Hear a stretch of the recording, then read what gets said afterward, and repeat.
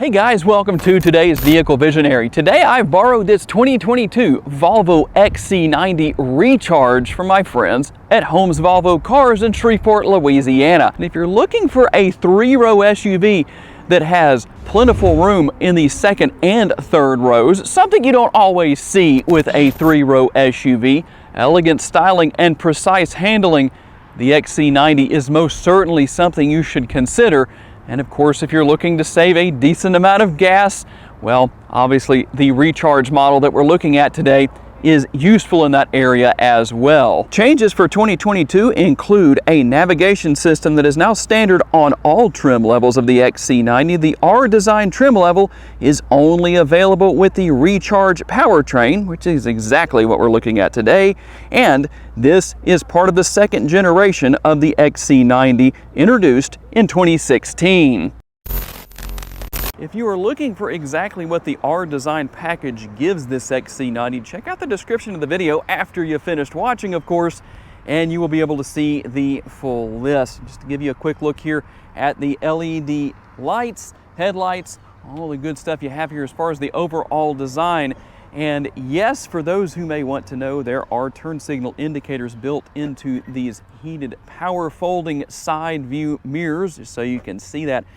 And obviously this is the plug-in hybrid. Where do you plug in? Right here. And of course the model's going to come with everything you need to use this, what you need, the cord and everything. So no worries about that. Very easy to access, just basically the same thing as accessing the gas door on the vehicle as well, which is going to be on the passenger side.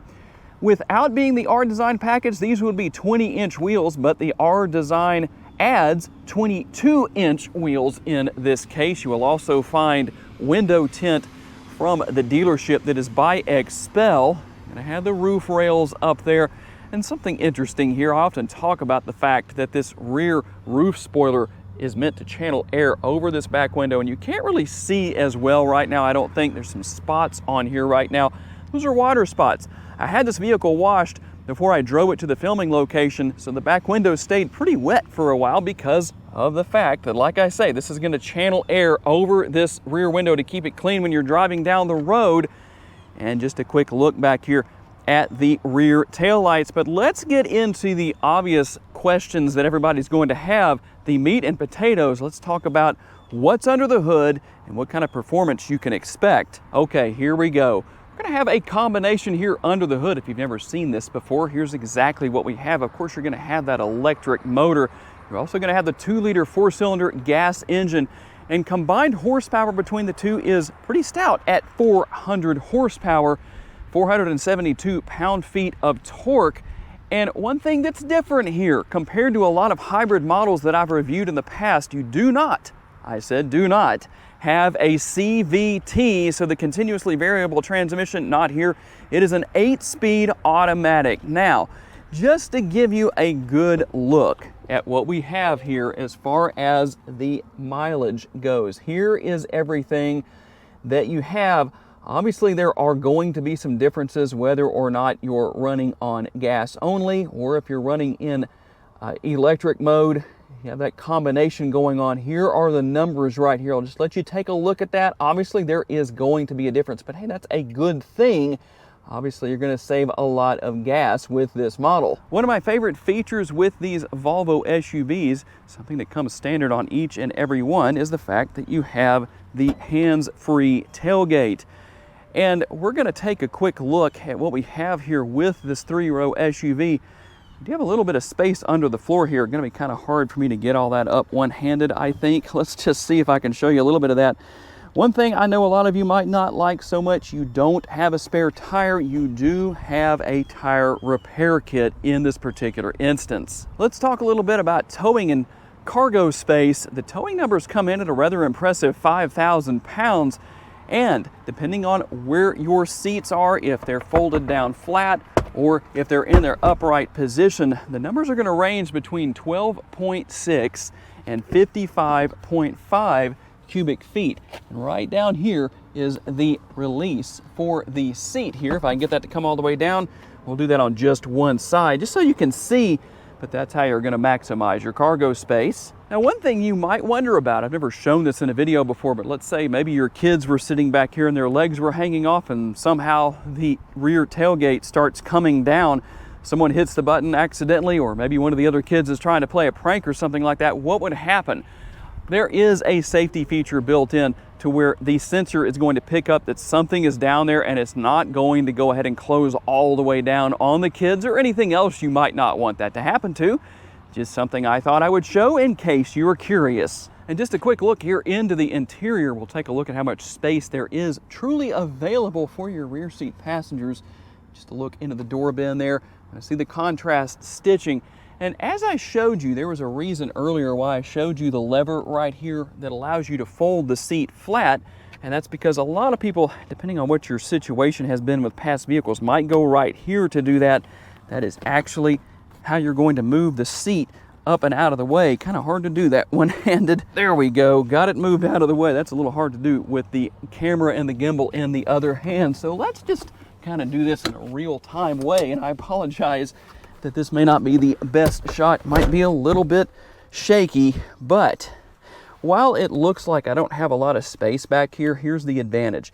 These seats in the middle row area here can be moved forward, so you can increase the space if your rear seat passengers so desire. Maybe a better space for the kids back here, but just so you know what's here, that's what you have, and those are the options. You got the cup holder right there and an air conditioning vent.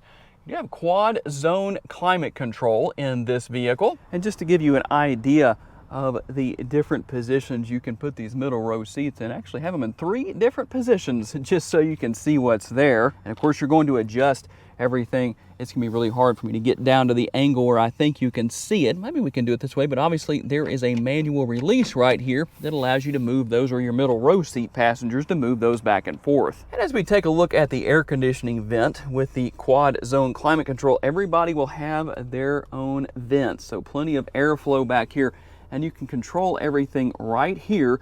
Like I said, it is quad zone, so you've got dual zone for the rear and again, dual zone in the front. Also going to have connectivity right here. And I don't have it open at the moment, but you can see the panoramic sunroof. I've got the shade closed at the moment so we don't get too much light back here. And the bottle test, see how much space you have there. You can actually hide those away to close and conceal the armrest that you can fold down. Of course, bottle holders there. Conventional bottle looks like it fits just fine. That looks like that's about as much as you can get in there. Maybe a little bit larger coffee cup or something along those lines. Now, if you didn't see it earlier, I did show the price, but if you're asking what exactly is the price, $79,719.99, you're gonna get a lot for that price, including something you don't see on some luxury SUVs, and that is seat memory. 3 different settings right here on the passenger side door, which it'd be a given you're gonna have that on the driver's side door as well.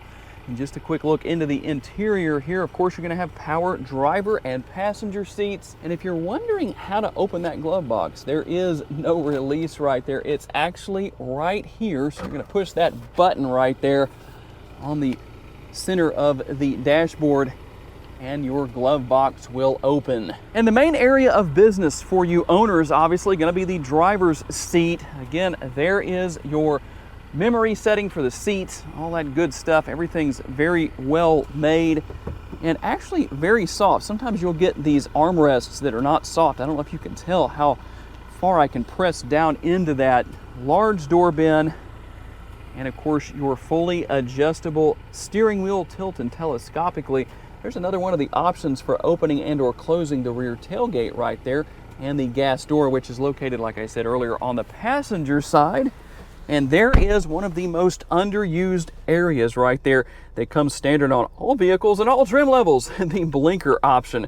When you're turning to the right or changing lanes to the right, push that into the up position before you start to move. That way people around you know what you're doing, and the same thing into the down position when you're doing that kind of stuff to the left, in case you wondered what that was for. Just taking a look here at the steering wheel mounted controls. Over here, I can't get quite as sarcastic about the control lever over here on the right hand side of the steering wheel for the functionality of the windshield wipers. And here is the infotainment screen. some people say that's very difficult to use, but honestly, I have found that it's really not that bad. And a lot of good information here for this particular vehicle that obviously you won't see in others that are not the hybrid powertrain. And it tells you what's going on with the vehicle, all that good stuff. And you know, the mileage doesn't look like it's all that high because this model hasn't been driven very much. And let's take a look at the clarity of the rear view camera. You're going to have quite a few different options here. You can turn different things on and off depending on what you want to do. You also have the 360-degree view that's going to let you know what's going on with the vehicle. And if you want to, of course, you can zoom in. Let's see if we can do that. There we go, just so that we can see what is there.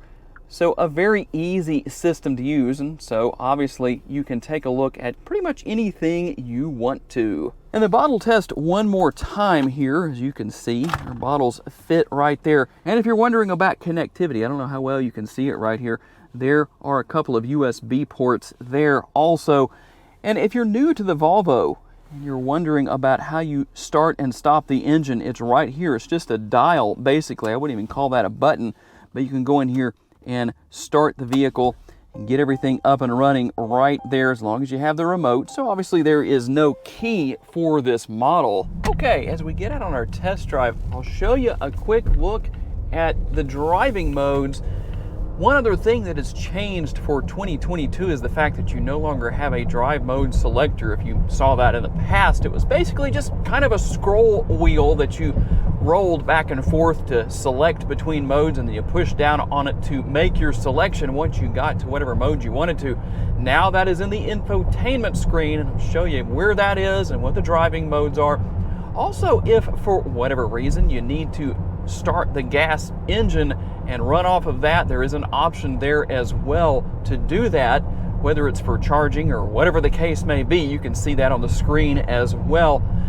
Still going to control the air conditioning functions through the infotainment screen as well. So one thing I always like to recommend, you never know who's checking out the comments section on these videos. That is one of the ways that these car makers keep up with what the consumer is interested in seeing change for upcoming models and upcoming years. So if you would like to see something such as, say, some actual physical controls for the air conditioner, well, you can always leave a comment down in the comment section on this video. That's always a good idea, really nothing to lose. So overall, a fun driving experience. Very, very comfortable. The handling is very good. It really makes me think of more of a high-performance SUV. And, well, I don't know that I would really refer to this model as high performance, although 400 horsepower is not exactly shy. The handling itself, good. Obviously, you can drive in all-wheel drive. Quite a few different features and functionality that help make driving the vehicle. Let's get that right. We don't want to get hit in the comments section for using bad grammar. Just one of those things when you're shooting on the fly like this and don't want to restart the entire scene because you made one mistake. But everything is easy to use here. I know a lot of people, I see it often when I research these vehicles from Volvo before I do a video with one. They'll talk about how difficult the infotainment screen is to use and to learn. Again, I'm curious to get your feedback. For you current Volvo owners, what do you think about that? In my personal experience, I've made videos with quite a few of these models. I don't think it's that bad once you get used to it. It's like anything else. Once you're used to it, I think it's pretty easy to use. So, I don't know, it just depends, I guess, on what you come from and what you're used to prior to maybe using Volvo's infotainment system. But always curious to get your feedback. Now, let's talk a little bit about drivability as far as the gas pedal. Very responsive to the touch of your foot. I like that. The brake pedal is very manageable. If you came from a vehicle into one of these XC90s, for example, what do I mean by what I just said? You don't have a steep learning curve to get used to the feel of the brake pedal and how that coincides with how harsh the braking experience may be, or maybe how soft it may be. Sometimes you have kind of a mismatch of either a brake pedal that is too aggressive or maybe too soft. Here I think it has a pretty good balance. It's not too soft and it's not too aggressive. seems very manageable to me. So just one of those things that you might want to know about. Of course, you're going to have features such as the heated steering wheel that at the moment we don't necessarily need. The high today in Northwest Louisiana is 88 degrees. So heated steering wheel, definitely not. Also the heated seats, that's a no for today. But I think we're going to have a drop in temperature soon, so it might be a little bit more usable in the near future. But obviously it's good to know about those sorts of features. There are so many features here as far as the safety features and what the R Design offers. That's again down in the description of the video if you want to see that. I don't want to name off every single one of those things because obviously we don't want to make the video too terribly long. So tell me down in the comments, are you planning to buy one of these XC90s? Will it be the Recharge, or what other model do you plan to buy? Got to say a special thanks to my friends at Holmes Volvo Cars for loaning me this model for the day. And of course a special thank you to all of you who were kind enough to take the time to watch and give me the opportunity to give you a vision for your next vehicle. If you enjoyed this video, make sure to check out this area of the screen right over here. There's more videos you can watch, and I'll see you there.